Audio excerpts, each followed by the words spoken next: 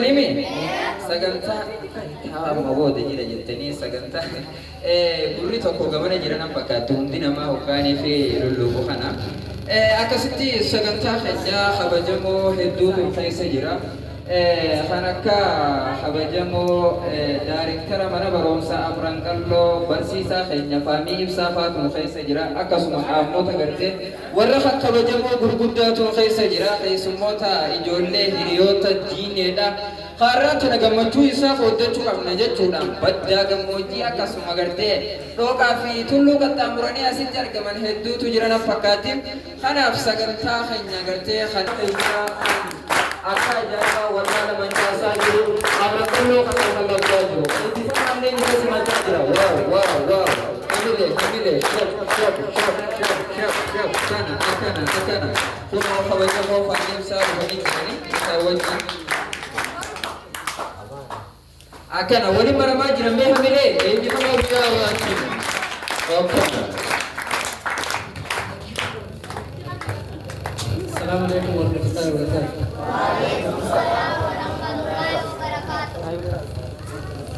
Eebbifama keenyaa guyyaa irraa barataa keenya lafa ture diinee jimmaa guyyaa gammachuu keetii guyyaa addaa kana agarsiisee jechaa akkasumas keessummoota iddoo garaagaraatirraa asitti argamtan guyyaa eebbaa kana sababa godhachuudhaan maatiin isaa kan itti daddarban haalii fi firoottan akkasumas hiriyoota isaatii fi barattoota akka isaa kan arra gammachuu tana simachuudhaaf jecha eebba guyyaa arraa kanarratti hundi keenyaa waliin argamne baga gammaddan baga walumaan gammaddeessin jechuudha.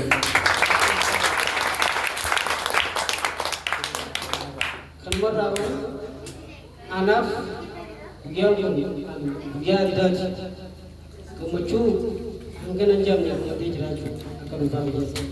Sababni isaa barataa tokko barsiistee bu'aa isaa gaafa agartu nuti akka barsiisaatti wanni san caalaa nu gammachiisu jiru. Kanaaf hedduu gammadeetiin jira jechuudha guyyaa irraa kana.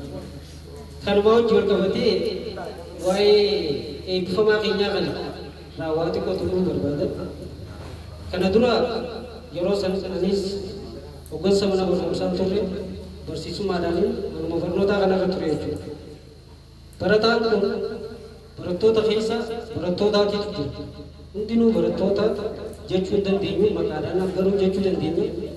Kaayyoo fi galma qabaachuudhaa jechuudha wanti barataa nama godhuu danda'u. Yeroo ilaalu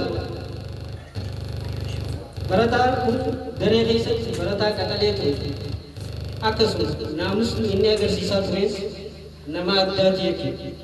Barsiisaan barattoota isaa yeroo barsiisu eenyuutu galma hajuu tilmaamuu danda'u amaluma isaaniitirraa jedhamee warreen tilmaame keessaa isaan tokko ture jechuudha. Fakkeenyaaf Diinee Jamaalis itti aansee dubbachuu kan danda'u. Barattoota barnoota isaanii sirnaan hordofuu turan osoo hin jeenye amala gaariidhaan naamusummaadhaan hordofaa turan jechuudha. Barataa akkasii gaafa barsiistu hamileedhaan sitti tolu sitti dhageessu. Anis gosa barnootaa tokko barsiisaa ture ni dagatan jee yaadu jechuudha.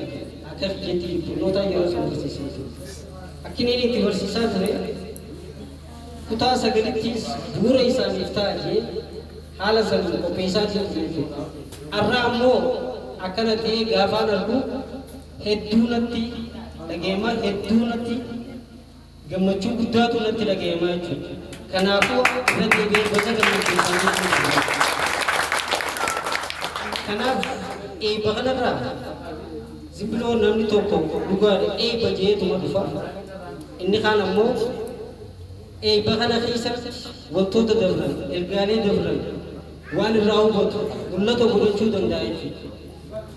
Gaafa namni tokko eebbifamu akkanuma lafaa ta'eetii miti fuulee garagaraa keessa dabree obsa garagaraatti galma kana ga'uu danda'a malee waan laaftuutti lafa tana ta'anii dhufuu miti jechuudha.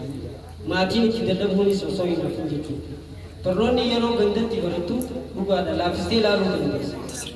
Amma mucaan kun ganda kanaaf mul'ata ta'a jeetii yaadda akkasitti.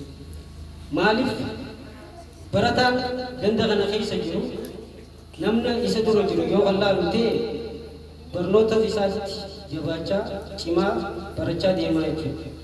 Nuti kan nuti qabnu lammii oomishuu maaliin ga'umsa lammii qabu barnoota qofa osoo hin taane amala gaarii kan qabu maatii isaa kan kabaju ollaa isaa kan kabaju namummaa isaatiin kan kabaju barnoota jechuun jalqaba jijjiirama yaada qalbii fiduu waan ta'eef jijjiirama amalaa jijjiirratee barataan akka barataatti namoota hin baratin wajji addatee kabaja namaaf kennuudhaanis haa ta'u hojii isaatiifis haa ta'u maatii isaa gargaaruudhaanis haa ta'u amala addatee qabaachuu qaba.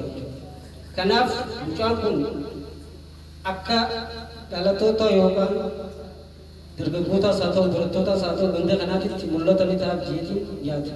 An amala gaarii akka inni qabutti hin beeka. Barnootaanis sadarkaa kana ga'uun isaa dhaloota isa booda jiru kanaaf karaa ta'a jechuudha. Kanaafuu maali wanti nuti qabnu kana fuulduratti ilaallee eebba kanarraa waan tokko hubannee mul'ata keenya fuula duratti qabna. Achirratti maal akka ta'uu qabnu kaayyeeffannee barnoota keenya sirnaan cimnee qo'achuudhaan wanti hundi hin dabartu jechuudha. Nama ni dhaqqabna itti dhaqqabna. Amaloota tokko tokko fakkeenyaaf barattoonni keenya agarsiisan amaloota hin barbaachifne kan akkasii miirri akkasii yeroodhaaf malee nama fayyadu bu'aan qabu waan ta'eef fuula duraaf ammoo waan barbaadnu hunda yeroo isaatii wajjin yeroo itti geenye ni jira waan ta'eef akkaataa saniin yookaan ija sanii ilaallee barnoota keenya sirnaan barachuudhaan mul'ata keenya san dhugoomsuu danda'uu qabna. Dadhabbii maatii keenyaatis maatii keenya san haala kanaan akka isaan gammadu taasisuu qabnaan dhaamsa kiyyaa jechuudha. Dhaloota uummata taa'u jiru kun.